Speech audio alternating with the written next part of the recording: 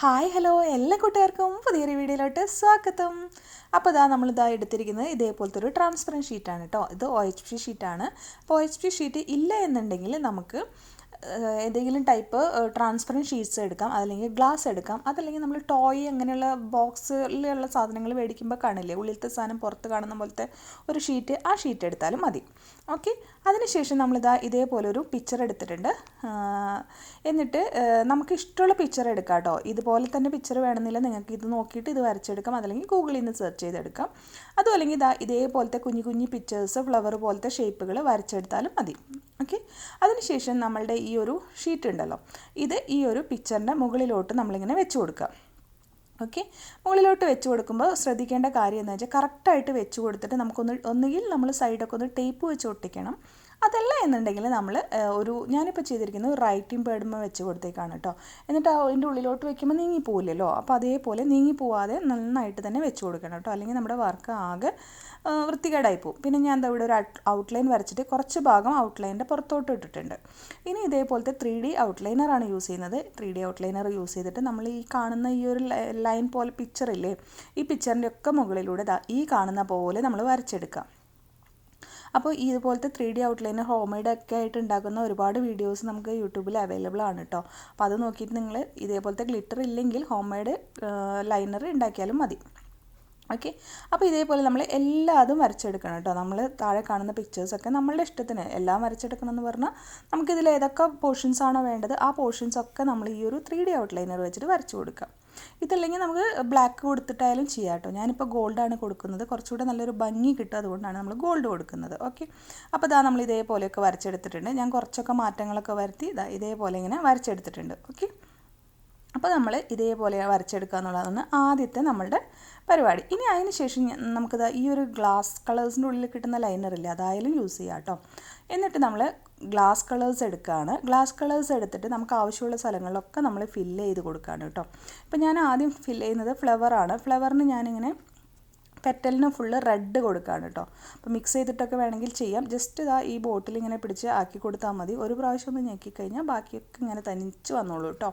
അപ്പോൾ ഇതേപോലെ ഞാൻ ഫ്ലവേഴ്സ് റെഡും യെല്ലോവും ആയിട്ടാണ് കൊടുക്കുന്നത്, ഒരു കളർ മാത്രമല്ല. അപ്പോൾ കളേഴ്സൊക്കെ നമ്മളുടെ ഇഷ്ടത്തിന് നമ്മളിങ്ങനെ ഫില്ല് ചെയ്ത് കൊടുത്തിട്ട് എടുക്കാം കേട്ടോ. അപ്പോൾ അതേപോലെ നമ്മളുടെ ഒരു ടേസ്റ്റ് അനുസരിച്ചിട്ട്, നമ്മളുടെ ഒരു ചോയ്സ് അനുസരിച്ചിട്ട് നമ്മൾ ഇതേപോലെ ഫില്ല് ചെയ്ത് കൊടുക്കുക. ഫ്ലവേഴ്സൊക്കെ നമ്മൾ ഫില്ല് ചെയ്ത് കൊടുക്കുക, അതുപോലെ തന്നെ ലീഫുകളൊക്കെ ഫില്ല് ചെയ്ത് കൊടുക്കുക. എല്ലാതും നമ്മൾ ഗ്ലാസ് കളേഴ്സ് വെച്ചിട്ട് ഫില്ല് ചെയ്ത് കൊടുക്കുക. ഇനിയിപ്പോൾ ഗ്ലാസ് കളേഴ്സ് ഇല്ലെങ്കിൽ കുഴപ്പമൊന്നുമില്ല, നമ്മുടെ ട്രാൻസ്പെറൻറ്റ് ഗ്ലൂവിൽ കുറച്ച് പെയിൻറ്റ് മിക്സ് ചെയ്ത് കഴിഞ്ഞാൽ നമുക്ക് ഗ്ലാസ് കളർ കിട്ടും കേട്ടോ.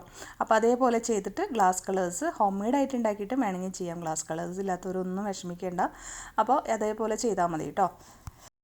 അപ്പോൾ നമ്മൾ ലീഫിനും ഗ്രീൻ കൊടുത്തിട്ടുണ്ട്. അതുപോലെ ഇത് ചെയ്യുമ്പോൾ ശ്രദ്ധിക്കേണ്ടത് ഒട്ടും എയർ ബബിളൊന്നും വരാതെ നമ്മൾ ചെയ്യണം കേട്ടോ. എയർ ബബിൾസ് എന്തെങ്കിലും വന്നിട്ടുണ്ടെങ്കിൽ എന്തെങ്കിലും പെന്നോ എന്തെങ്കിലും എടുത്തിട്ട് നമ്മൾ ഒന്ന് കുത്തി കൊടുത്തിട്ട് എയർ ബബിൾ കളഞ്ഞിട്ട് വേണം നമ്മൾ ചെയ്യാനായിട്ട്, അല്ലെങ്കിൽ നമ്മളുടെ വർക്ക് ലാസ്റ്റ് എത്തുമ്പോൾ ഒരു ഭംഗിയും ഉണ്ടാവില്ല കേട്ടോ. അപ്പോൾ ഇതേപോലെ നമ്മൾ ഫ്ലവറിന് ഒക്കെ കൊടുക്കുക, ലീഫിനൊക്കെ കൊടുക്കുക. അതേപോലെ തന്നെ നമ്മളിവിടെ 2 ബേർഡിനെ വരച്ച് കൊടുത്തിട്ടുണ്ട് കേട്ടോ. അപ്പോൾ ഈ ബേർഡിന് ഞാൻ ഇങ്ങനത്തെ ഒരു ഡിസൈൻ ആയതുകൊണ്ട് തന്നെ അതിൽ ഞാൻ റെഡും ഗ്രീനും ഇങ്ങനെ മിക്സ് ചെയ്തിട്ട് ബ്ലൂ പോലെയാണ് കൊടുക്കുന്നത് കേട്ടോ.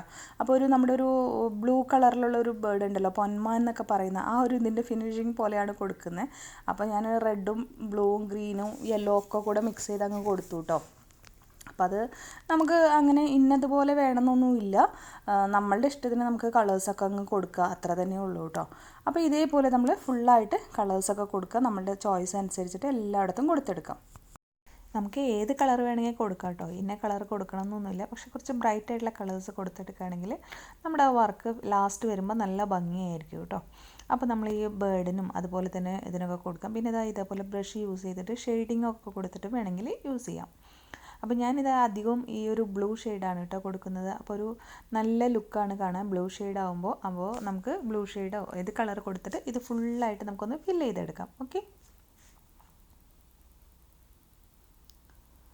അപ്പോൾ നമ്മളുടെ വർക്ക് ഫുള്ളായിട്ട് ഫിനിഷ് ചെയ്തെടുത്തിട്ടുണ്ട് കണ്ടോ. എല്ലാ കളേഴ്സും കൊടുത്തെടുത്തിട്ടുണ്ട് കേട്ടോ. ഇനി ഇത് 2 കളേഴ്സ് കൂടെ കൂട്ടി നമുക്ക് മിക്സ് ചെയ്ത് വേറെ കളറൊക്കെ ഉണ്ടാക്കിയിട്ട് അങ്ങനെയും വേണമെങ്കിൽ ചെയ്യാം കേട്ടോ. ഇനി അതിന് ശേഷം നമ്മളൊരു അലുമിനിയം ഫോയിൽ എടുത്തിട്ടുണ്ട്. അലുമിനിയം ഫോയിൽ എടുത്തതിന് ശേഷം നമ്മളിതാ ഇതിനെ നന്നായിട്ട് ഇതേപോലെ ചുരുട്ടി കൊടുക്കുക. ചുരുട്ടി കൊടുത്തതിന് ഇതിനെ നിവർത്തിയെടുക്കുക കേട്ടോ. നിവർത്തിയിട്ട് ഇതേപോലെ ഒരു ടേബിളിൽ എന്തെങ്കിലും വെച്ചിട്ട് കൈ കൊണ്ട് ഈ കാണുന്ന പോലെ ഒന്ന് ആക്കി കൊടുക്കുക. ഓക്കെ, നന്നായിട്ട് ഇതേപോലെ ഒന്ന് ആക്കി അതിനെ നിവർത്തിയെടുക്കുക. അപ്പോൾ കണ്ടോ, ഇങ്ങനെ ഒരു മടക്ക് നല്ലൊരു ഫിനിഷിങ് കിട്ടും, അതിനാണ് കേട്ടോ. അതിന് ശേഷം ഒരു കാർഡ്ബോർഡിൻ്റെ പീസ് എടുത്തിട്ട് ഈ ഒരു അലുമിനിയം ഷീറ്റ്, അതായത് അലുമിനിയം ഫോയിൽ നമ്മൾ സ്റ്റിക്ക് ചെയ്ത് കൊടുക്കുക. ഒരു കാർഡ്ബോർഡ് പീസിലോട്ട് നമ്മൾ സ്റ്റിക്ക് ചെയ്ത് കൊടുക്കുക.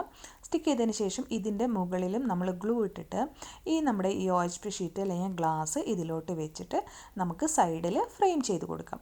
ഇനിയിപ്പോൾ OHP ഷീറ്റ് ഒന്നും ഇല്ലെങ്കിൽ സൈഡിൽ നമുക്ക് ബ്ലാക്ക് കളർ പെയിൻറ്റ് മാത്രം ചെയ്തെടുത്തിട്ടായാലും നമുക്ക് ചെയ്തെടുക്കാം.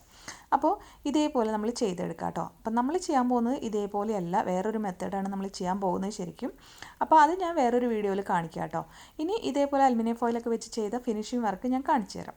അപ്പോൾ കണ്ടോ, ഇത് ഞാൻ കുറേ മുന്നേ ചെയ്തിട്ടുള്ള ഒരു വർക്കാണ്. ഇതേപോലെ അലുമിനിയം ഫോയിൽ വെച്ചിട്ട് ചെയ്തെടുത്തിട്ട് ഫ്രെയിം ചെയ്തിട്ടുള്ളതാണ് കേട്ടോ. ഇത് നമ്മുടെ ഫ്ലവറൊക്കെ ആയതുകൊണ്ട് ഒരു എംബോസ് ഇഫക്റ്റ് കിട്ടാനായിട്ട് നമ്മൾ ഈ ചെയ്ത ഭാഗം തന്നെയാണ് ഇപ്പോൾ ഈ മുകളിലോട്ട് കാണുന്നത് കേട്ടോ. പൊടി പിടിച്ചിട്ടുണ്ട്, കുറേ ആയി ഇരിക്കുന്നത് കേട്ടോ.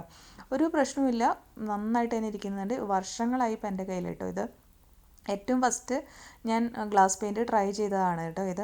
അപ്പോൾ ഇത് നമുക്ക് ഇങ്ങനെയും വെക്കാം, അതേപോലെ തന്നെ ഇതിൻ്റെ ഓപ്പോസിറ്റ് സൈഡ് അങ്ങനെയും വെക്കാം കേട്ടോ. ഇതുപോലെ എംബോസ് ചെയ്യേണ്ട എന്നുണ്ടെങ്കിൽ അങ്ങനെയും വെക്കാം. ഞാൻ ഇത് ചെയ്തത് പെയിൻറ്റ് ഓപ്പോസിറ്റ് സൈഡിലാണ് കൊടുത്തിരിക്കുന്നത്, പക്ഷേ ലൈനർ ഇവിടെയാണ് കൊടുത്തിരിക്കുന്നത്. അപ്പോൾ ഇതൊന്ന് ട്രൈ ചെയ്യുക. നമുക്ക് അടുത്ത ഒരു അടിപൊളി വർക്കുമായിട്ട് വരാം.